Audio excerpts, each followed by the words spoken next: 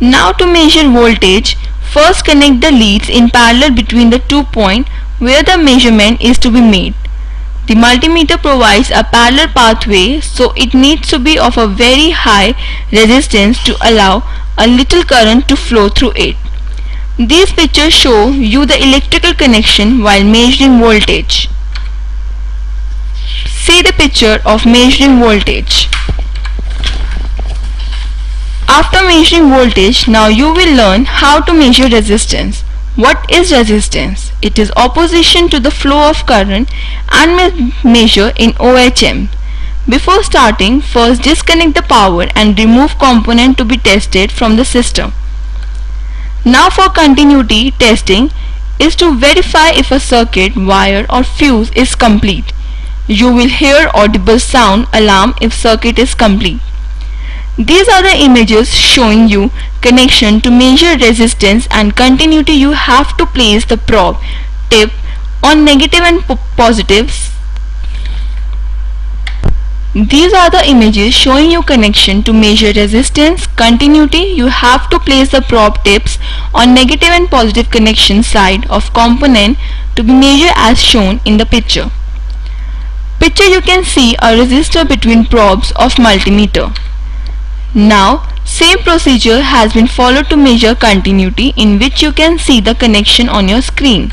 A fuse is a type of low resistance resistor that provide overcurrent protection of either the load or source circuit. Its essential component is a metal wire or a strip that melts when too much current flow through it, interrupting the circuit that it connects. A fuse has been measured using multimeter to check and test continuity. Current is the flow of electrical charge through a conductor. It is measured in amperes. To measure current, first disconnect power source and completed circuit before performing testing. Now place the multimeter in series with circuit and reconnect power source and turn on. Select highest current setting. You can see connection in images. In this way, circuit current goes through multimeter and corresponding reading are shown on display. When measuring voltage, the multimeter must be connected to 2 points in a circuit in order to obtain a good reading. Be careful not to touch the bare probe tips together while measuring voltage, as this will create a short circuit. You must keep in mind while measuring current, the multimeter must be connected in a circuit so the electrons have flown through the meter. Multimeter have practically no resistance between their leads. This is intended to allow electrons to flow through the meter with the least possible difficulty. What is laptop diagnostic card? It is a powerful diagnostic tool for technicians and administrators to troubleshoot various problems of laptop by using a PCI and LPT, that is printer port bus. One of the advantage is you no longer have to go through tedious and time-consuming process of trying to figure out what is wrong with your hardware. Thus, it will indicate exactly what is wrong with your laptop in few seconds. This saves your time and money.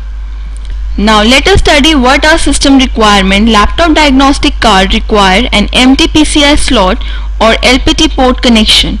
It is not necessary to install memory chip to perform analysis. This section discusses indicators that appear on the notebook diagnostic card. Indicators are any LED or hexadecimal display panel is mounted on extended cable. What is postcode display? These are made up of dual dot metric hexadecimal readout that display and are power on self post. Status code. During the system booting up, this card display can show the post codes. There are many terms associated with PCI signal. Let us study the related term. The term frame is for PCI bus frame. It should be on under normal circumstances and flashes when a PCI frame signal is detected. CLK indicated motherboard clock signal and should be on when power is supplied to the motherboard even without CPU. Other than these terms, voltage indication of power is there. Now, how the laptop diagnostic card is installed. Firstly, install the laptop diagnostic card in PCI slot or LPT printer port, and then power on the machine and monitor code shown on LED. If you are using the LPT printer mode, USB cable must be used to supply power to PC diagnostic card. Now let us study what does Central Processing Unit socket, that is CPU socket, mean. A CPU socket is a distinct mount used for the CPU on the motherboard to ensure correct circuit chip insertion. It is a single connector between a microprocessor and motherboard. It facilitates CPU access and prevents damage when a unit is inserted or removed. A CPU socket also has a lock to prevent CPU movement, and it is designed help secure heatsink placement above the CPU. Modern CPU sockets and processor are based on a pin grid array architecture and also known as CPU slot.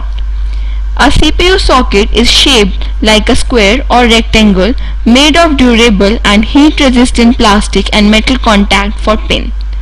In addition to a metal latch, it is basically a square with pins that are organized below packaging. A CPU socket is specifically designed for a particular CPU and is usually not interchangeable with other type of processor.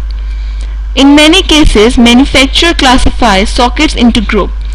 A socket may be identified on its side by a 3-5 digit ID number. Now we come to the topic of CPU socket tester manual. This manual is used for measuring the various points for the CPU to see if the voltage is normal or not. It is also used or if other access routes to 64 data lines and 32 address line are in working order is a necessary tool for motherboard repairing. Before installing CPU, you must be done with performing testing operation related to various parts, such as to test if core circuit on CPU socket is normal, to test whether reset voltage on CPU socket is normal, whether clock and voltage, PC signal and voltage are normal on the CPU socket, to test if reference voltage of socket at 1 volt which is normal, and to test the core power supply on the motherboard which is under the control. Thus, performing these testing, now you can install CPU in your system or laptop. Thank you.